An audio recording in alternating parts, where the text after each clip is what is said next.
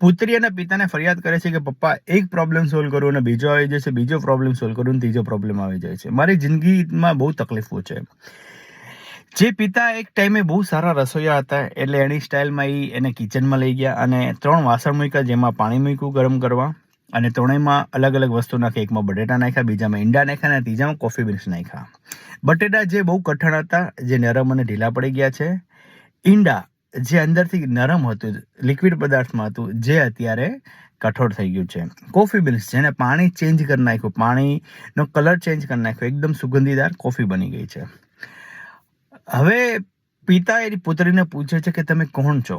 તમે આવી સમસ્યા આવશે એટલે શું તમે બટેટાની જેમ નરમ પડી જશો, કે ઈંડાની જેમ તમારું હૃદય કઠોર કરી નાખશો, કે પછી કોફી બીન્સની જેમ તમે આખી સિચ્યુએશન ચેન્જ કરી નાખશો અને સુગંધીદાર કોફી બનાવી નાખશો?